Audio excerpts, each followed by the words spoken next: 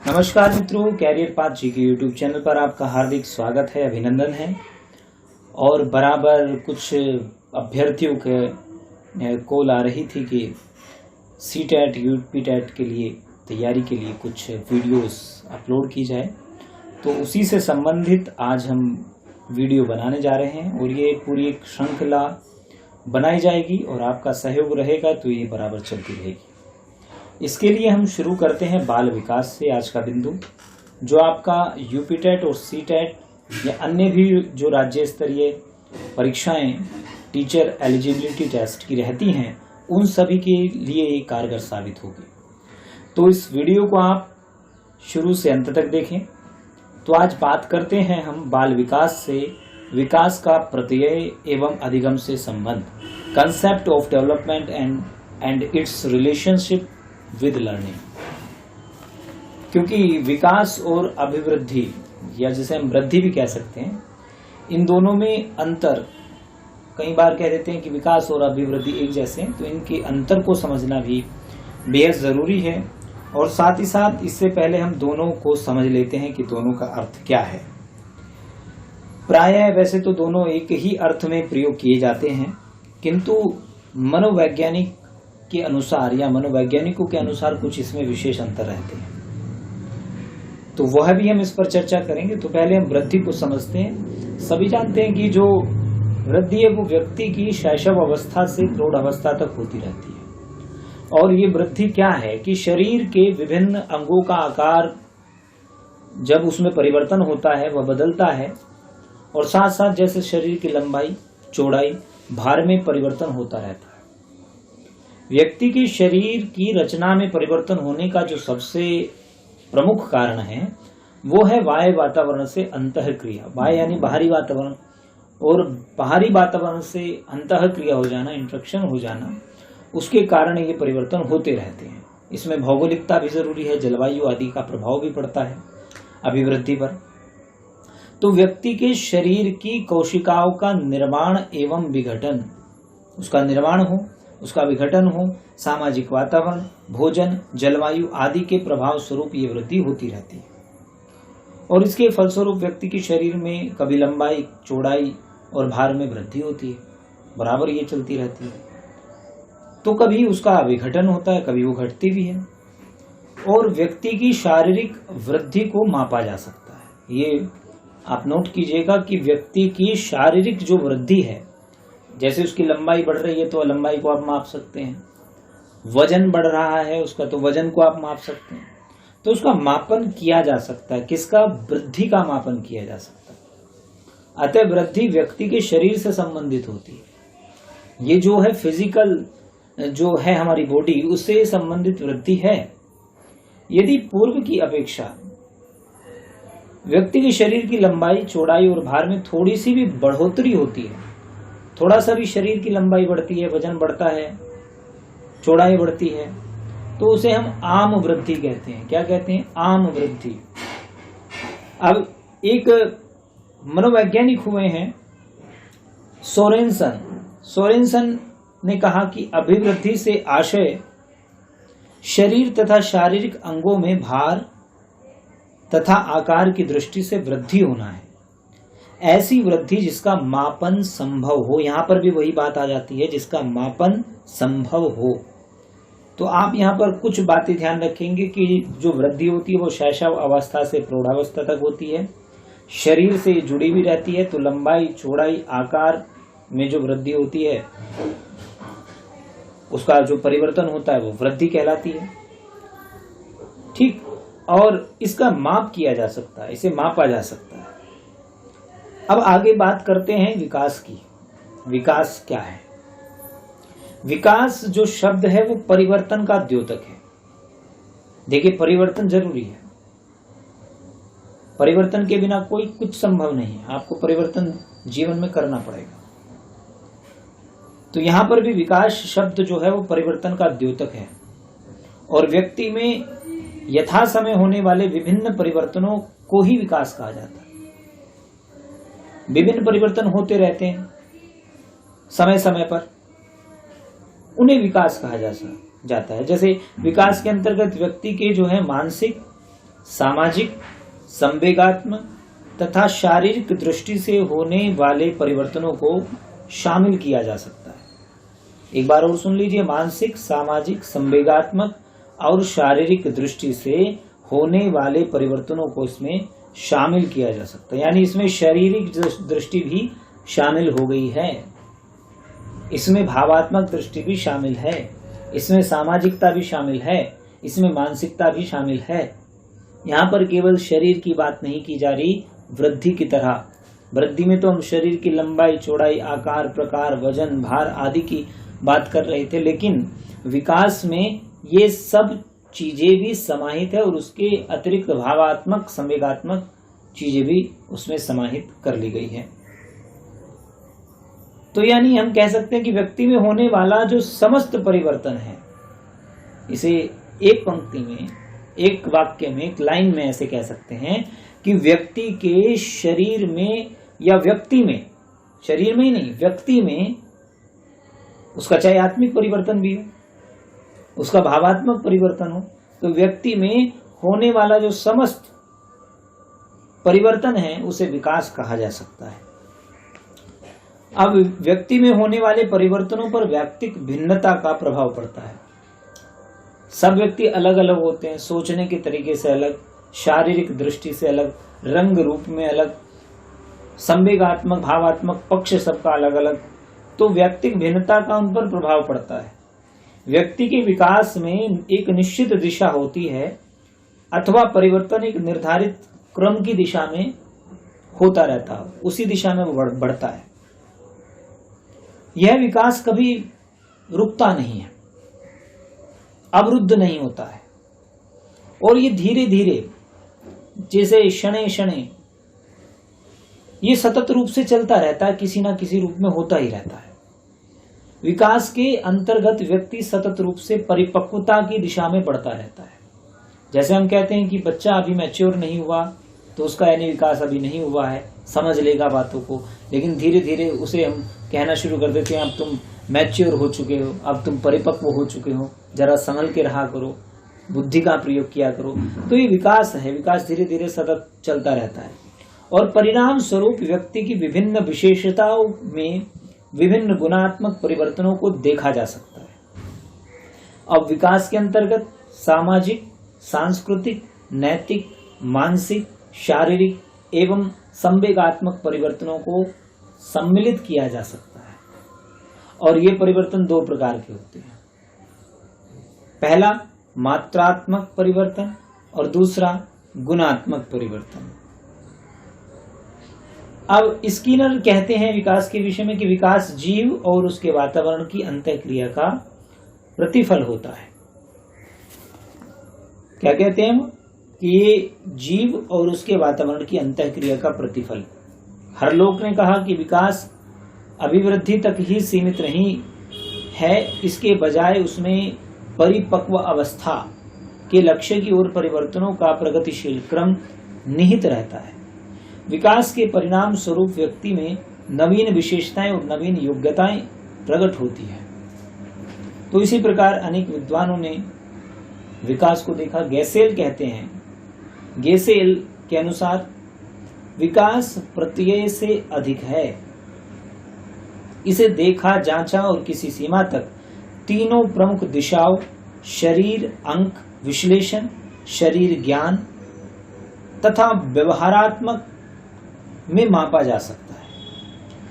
इस सब में व्यावहारिक संकेत ही सबसे अधिक विकासात्मक स्तर और विकासात्मक शक्तियों को व्यक्त करने का माध्यम है, ऐसा गैसेल कहते हैं।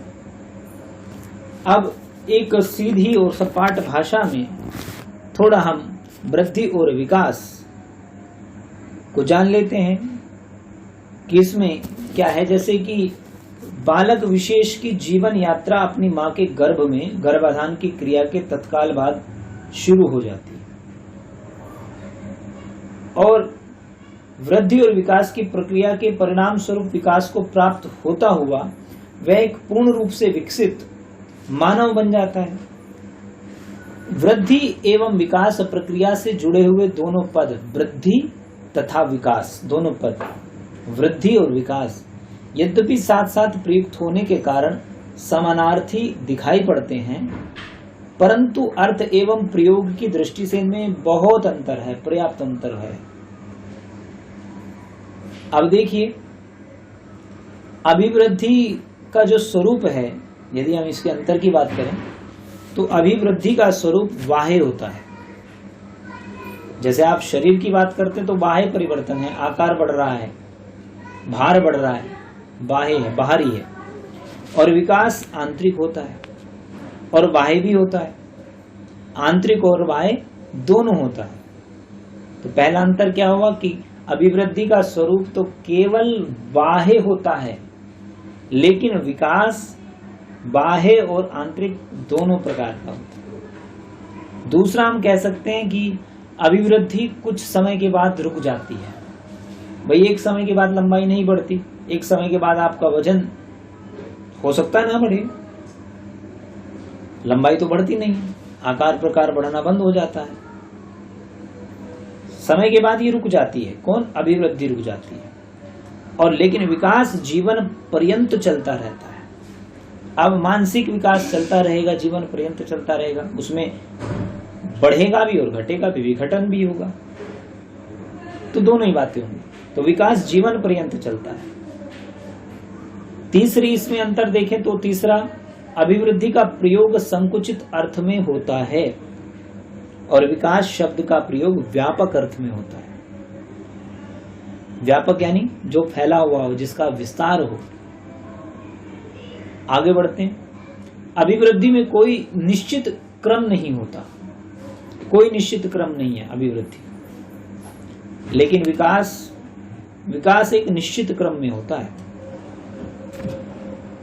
अविकास निश्चित क्रम में होता है, जैसे गर्भावस्था, शैशवावस्था, बाल्यावस्था, किशोरावस्था, प्रौढ़ावस्था, सबका निर्धारण है कि इस समय तक की अवस्था किशोरावस्था है, बाल्यावस्था, शैशवावस्था है, तो सबका निर्धारण। तो विकास एक निश्चित क्रम से चलता है, अभिवृद्धि निश्चित क्रम से नहीं चलती।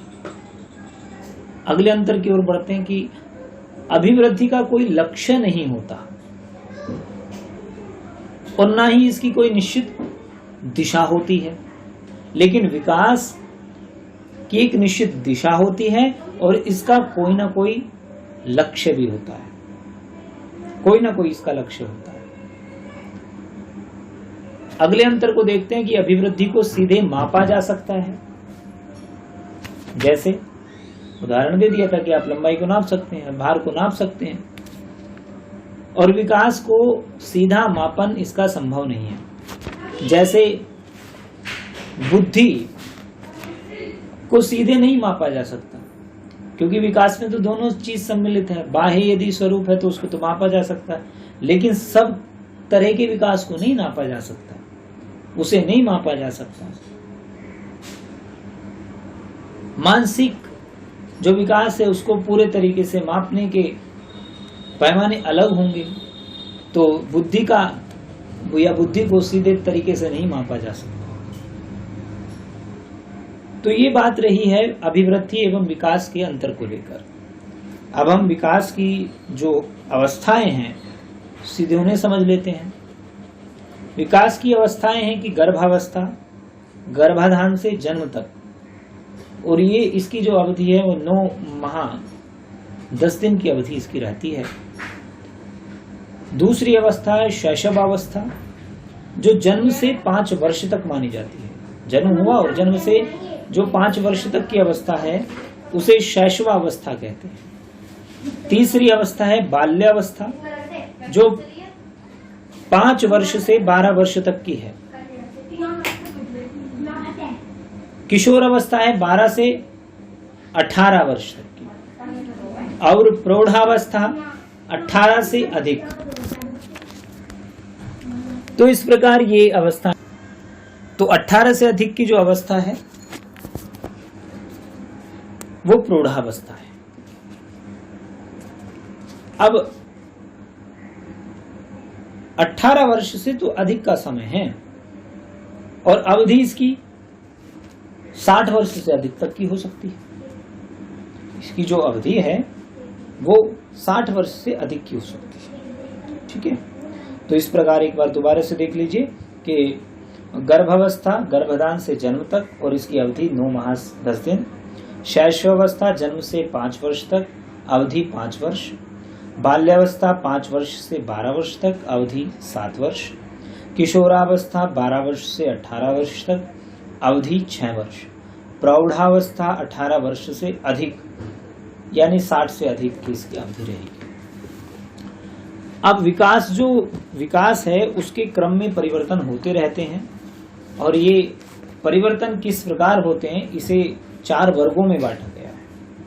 पहला जो वर्ग है वो है आकार परिवर्तन।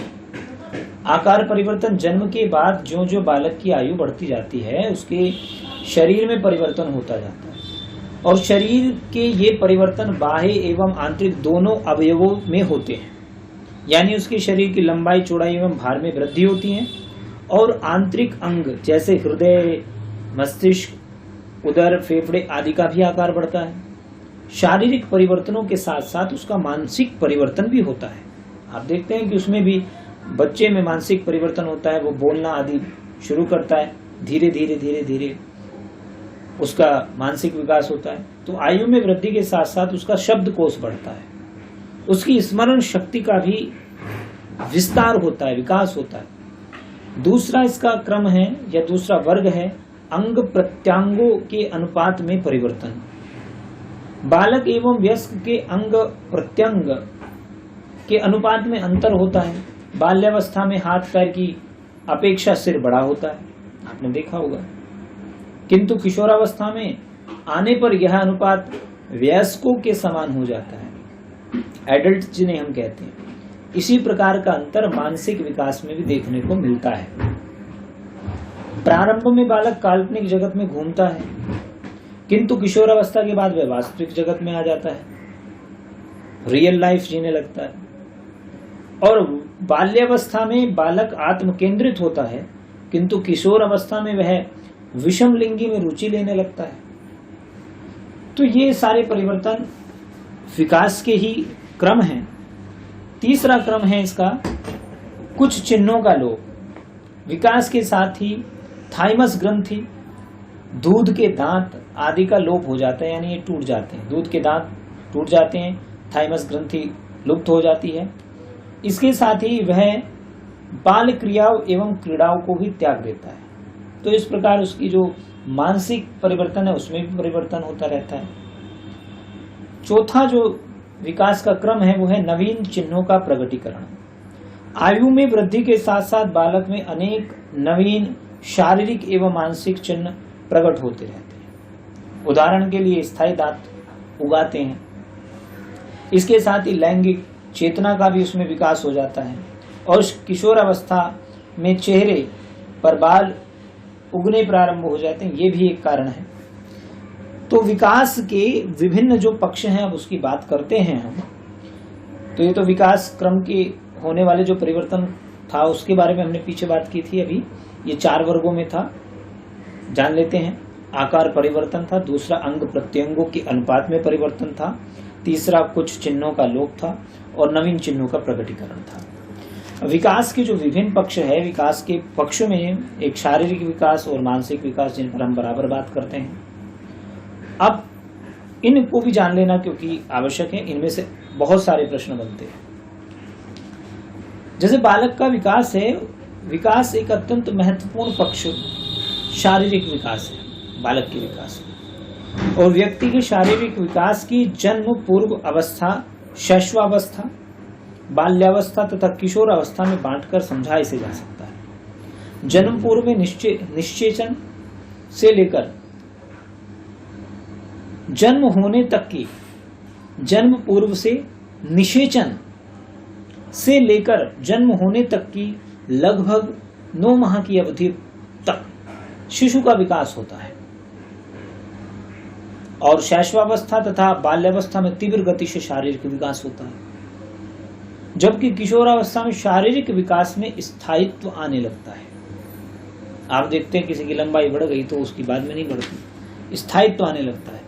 वंशानुक्रम, वातावरण, भोजन, दिनचर्या, खेलकूद, व्यायाम, पालन पोषण, स्वास्थ्य आदि कारक शारीरिक विकास को प्रभावित करते हैं। इसलिए भैया आप देखते हैं कि जो गरीब हैं, जिन्हें पूरे तरीके से पोषण युक्त भोजन उपलब्ध नहीं होता है, वो बच्चे दुबले पतले रह जाते हैं, कुपोषण के शिकार हो जाते हैं, अनेक बीमारी और रोगों से ग्रस्त हो जाते हैं।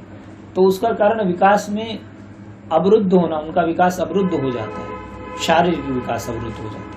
और उसका कारण खान पान आदि सही समय पर ना मिलना और उपयुक्त ना मिलना, ये दोनों है।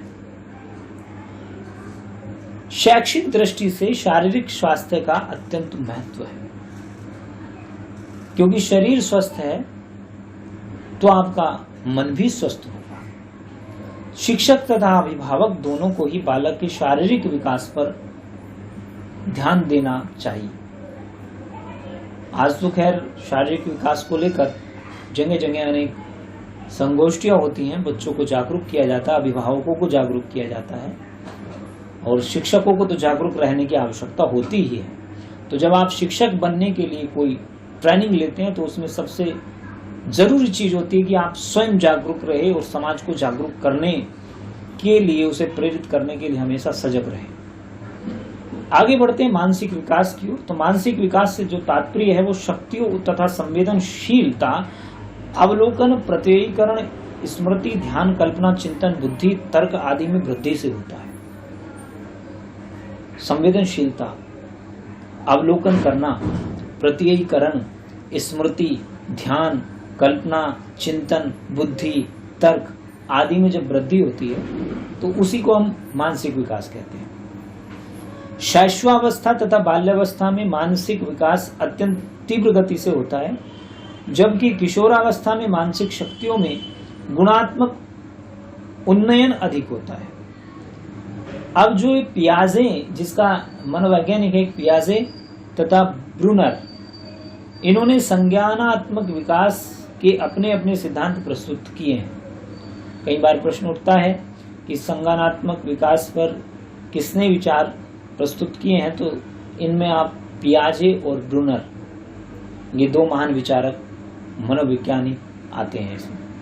पियाजे के अनुसार संज्ञानात्मक विकास की जो 4 अवस्थाएं हैं वो क्रमशः हैं संवेदनात्मक गामक अवस्था। ये प्रश्न पूछा जाता है, अक्सर पूछा जाता है, तो इसे आप नोट कर लें कि पियाजे के जो अनुसार संज्ञानात्मक विकास की जो 4 अवस्थाएं हैं उसमें पहली अवस्था है संवेदनात्मक गामक अवस्था।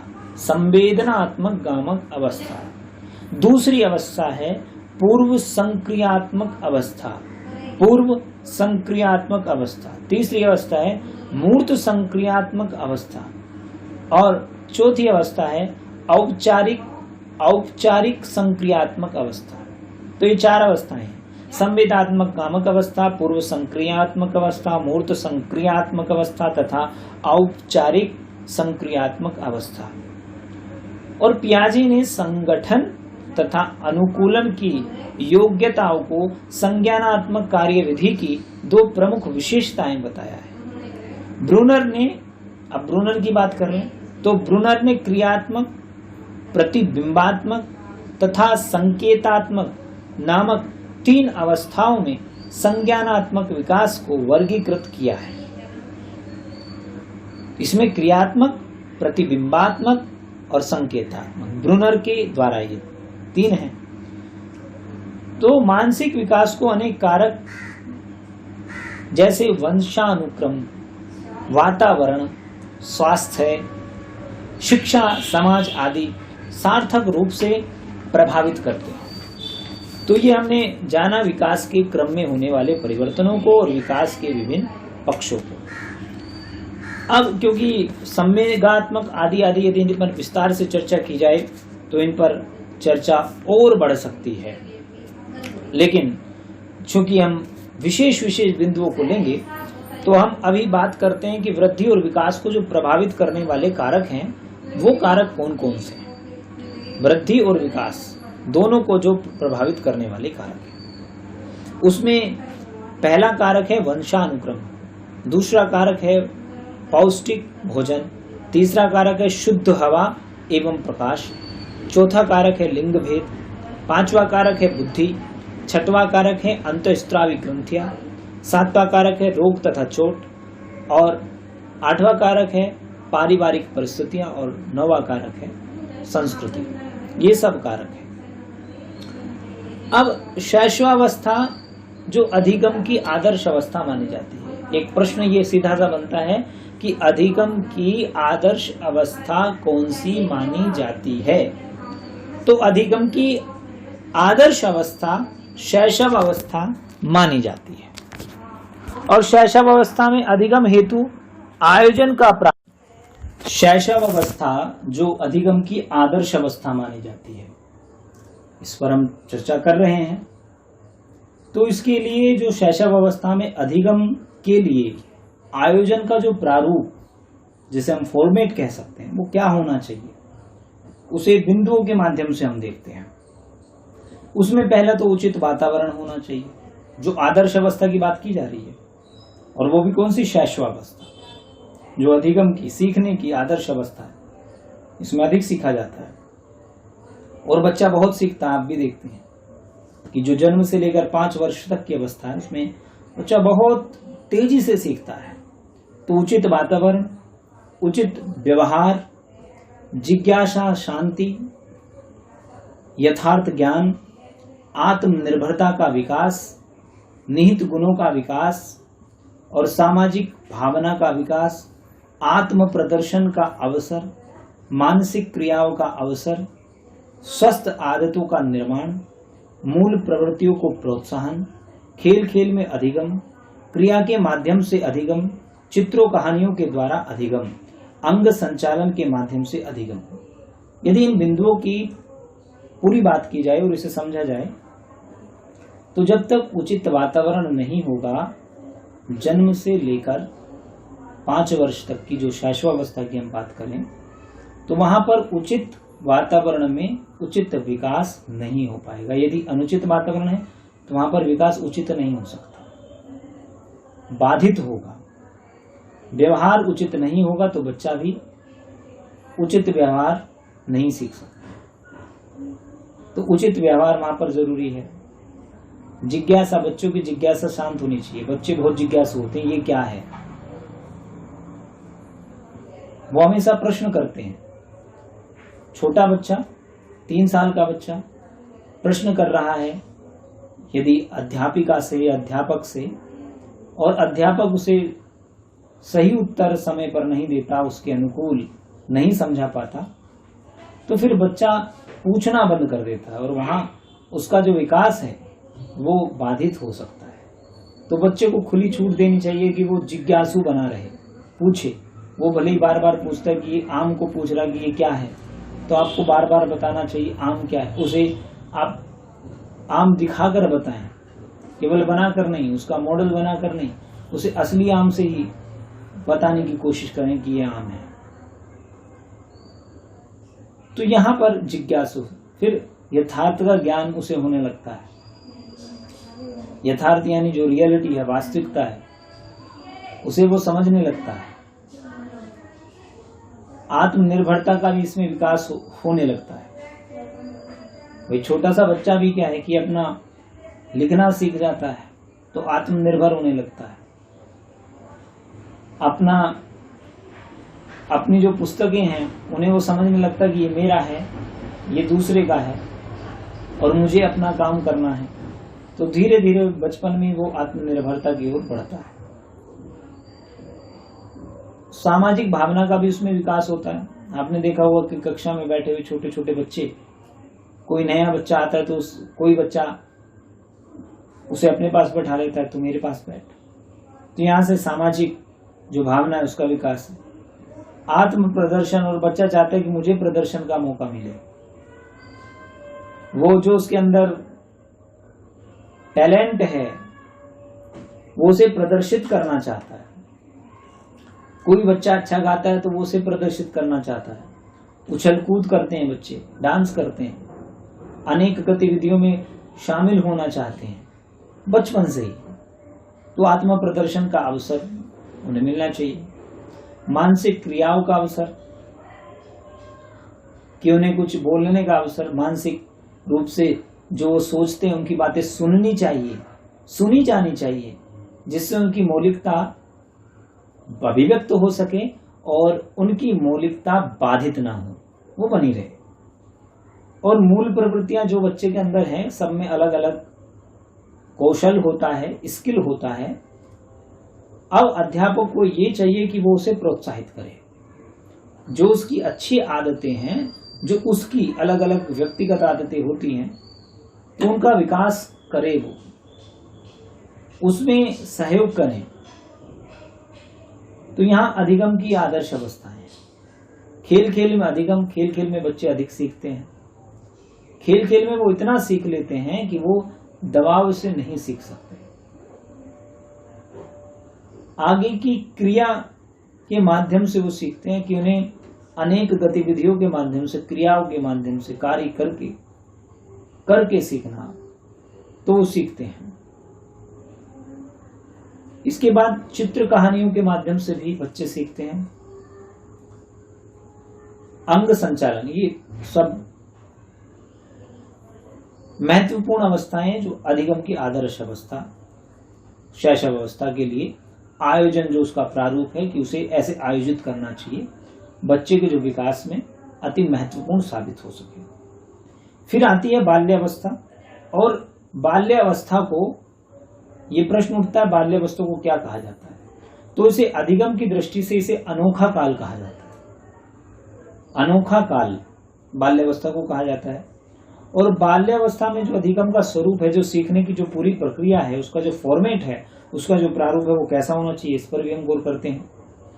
भाषा के विकास को प्राथमिकता, क्योंकि भाषा का विकास होने लगता है बाल्यावस्था में।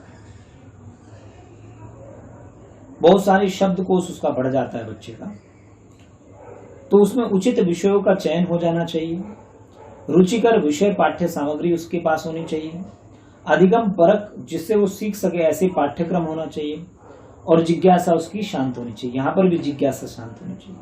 रुचिकर शिक्षण विधियां होनी चाहिए, शिक्षण विधियां ऐसी जिससे वो उसमें आनंद ले सके, बोर ना हो। जैसे अब व्याख्यान दिया जा रहा है, तो केवल बच्चों को व्याख्यानात्मक शिक्षा नहीं दी जा सकती, वो उच्च शिक्षा में नहीं है, उच्च शिक्षा संस्थान में नहीं है, वो ग्रेजुएट का स्टूडेंट नहीं है। तो बच्चे को क्या, उसी के अनुसार जिसमें वो आनंद ले रहा हो। इसका सबसे अच्छा ये उदाहरण आपको दिया जा सकता है कि जो पंचतंत्र का निर्माण किया गया था, उसमें कहानियों के माध्यम से, चित्रों के माध्यम से और जंगलों के माध्यम से, पशु पक्षियों की कहानियों आदि के माध्यम से जिसमें आनंद लेते थे बच्चे, तो उन राजकुमारों को, जो महिला रोप्य नामक जनपद के थे, उन्हें विष्णु शर्मा ने पढ़ाया था। जो बाल सुलभ चेष्टाओं से युक्त थे, जिनका मनोवैज्ञानिक स्तर गिर गया था, उन्हें भी उसने विद्वान बना दिया था। किस कारण? क्योंकि उनका रुचिकर विषय उन्हें पढ़ाया गया था और जिसमें भी रुचियां ले रहे थे उसके अनुसार पढ़ाया गया था, उनका प्रयोग करके विधियों का पढ़ाया गया था। तो खेल खेल में पढ़ाना, रुचिकर विषय बना देना, ये सब इसमें समाहित हो जाता है। फिर आगे बात आती है कि रुचिकर जो शिक्षण विधियां, इसके बाद आता है सामूहिक भावनाओं की संतुष्टि। उसकी जो सामूहिक है, क्योंकि सामूहिक होने लगता है बच्चा, सामाजिकता सीखता है, तो उसकी भी उससे संतुष्टि होनी चाहिए। रचनात्मक अधिगम हेतु प्रावधान होना चाहिए, उसके रचनात्मकता को बढ़ावा मिलना चाहिए, उसकी क्रिएटिविटी जिसे हम कहते हैं, वो क्या कर रहा है उसके विषय में। इसके बाद आता है पर्यटन एवं स्काउटिंग की व्यवस्था, क्योंकि कहा गया है कि ये देखकर अधिक सीखा जाता है।